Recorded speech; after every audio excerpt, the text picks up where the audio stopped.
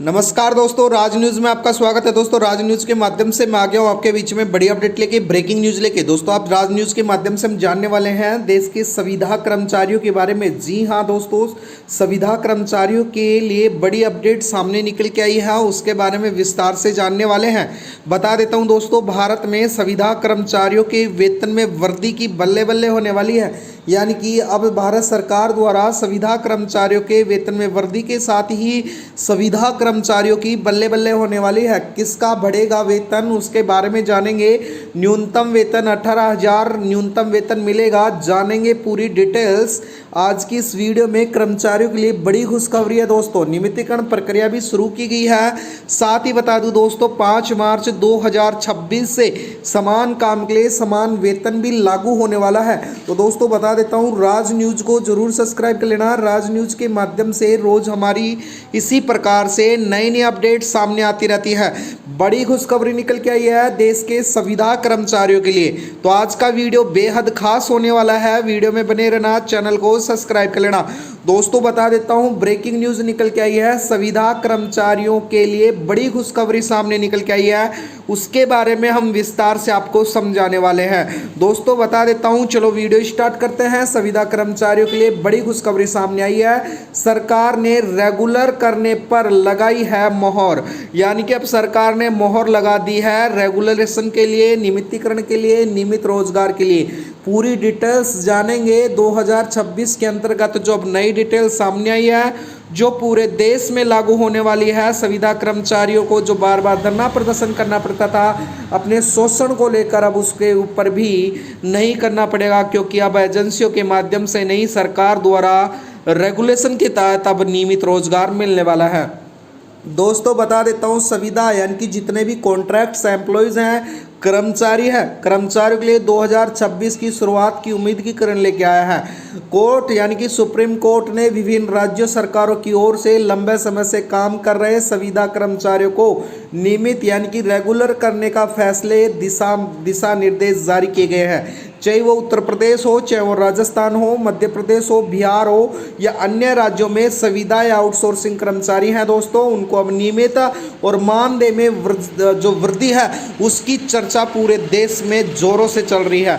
बता देता हूं दोस्तों, जो जितने भी संविदा कर्मचारी हैं, इसका मतलब वो कॉन्ट्रैक्ट पर काम करने वाले कर्मचारी हैं। जैसे कि स्वास्थ्य विभाग में, चिकित्सा विभाग में, परिवहन विभागों में रेगुलर का मतलब स्थायी नौकरी यानी कि सरकारी नौकरी का, यानी कि पेंशन, ग्रेजुटी और अन्य लाभ मिलते हैं। उनको रखते हुए ध्यान में सरकार ने हाल ही में सुप्रीम कोर्ट ने फैसला लेते हुए लंबे समय से मांग रखने के बाद में जो 10 साल से प्लस स्वीकृति पदों पर काम कर रहे हैं, उस संविदा कर्मचारियों को नियमित करने का विचार होना चाहिए। यानी कि कोर्ट कहा है कि राज्य की एक आदर्श नियोक्ता और शोषण बंद होना चाहिए। हालांकि ऑटोमेटिक रेगुलेशंस की अधिकार नहीं है, या यह केस बाय केस और नीति का पर निर्भर करता है। यूपी ने योगी आदित्यनाथ सरकार ने आउटसोर्सिंग यानी कि सरकारी नियंत्रण लाने के लिए दिशा में कदम उठाए हैं, लेकिन बड़े पैमाने की बात करें दोस्तों, रेगुलेशन की कोई आधिकारिक घोषणा यानी कि नहीं हुई है, जो फरवरी 2026 तक भी नहीं हुई है। कई यूट्यूब और सोशल मीडिया के अपडेट्स के मोहर लगी है, खबरों पे वायरल हुई हैं कि, लेकिन यह मुख्य रूप से कोर्ट के निर्देश से हम राज्य स्तर पर तैयारी के आधारित जो आधार है उस पर तैयारी तेजी से चल रही है और सभी जगह लागू होने की जल्द उम्मीद जताई जा रही है। इसके साथ ही बात करें दोस्तों, संविदा कर्मचारियों को रेगुलर करने के जो मुख्य अपडेट्स हैं, जो नए अपडेट्स आए हैं 2026 के, उन पर बात करें तो सुप्रीम कोर्ट के फैसले के बाद में जनवरी 2026 में हाई कोर्ट ने कहा है कि 10+ साल वर्ष सेवा देने वाले संविदा कर्मचारियों को राहत मिल सकती है। राज्य स्वीकृति पदों पर कॉन्ट्रैक्ट्स यानी कि जितने भी कॉन्ट्रैक्ट्स पे है, लेबर का शोषण नहीं हो सकता। लेकिन यानी कि बात करें, कोई स्वतः अधिकार नहीं, जो मान्युअर अधिकार भी विचार रखा गया है। यानी कि कोर्ट ने स्पष्ट कहा है कि दोस्तों अब उनका शोषण बंद होना चाहिए। और उत्तर प्रदेश सरकार की अगर हम बात करें आपको उदाहरण के तरीके से, तो जितने भी यूपी में आउटसोर्सिंग है, जिनको हटाने की खबर सामने आई थी, जिनको 31 मार्च 2026 तक कुछ विभागों में थी, लेकिन साथ ही सरकार ने खुद भर्ती करने, आरक्षण देने की नीति पर भी काम कर रही है।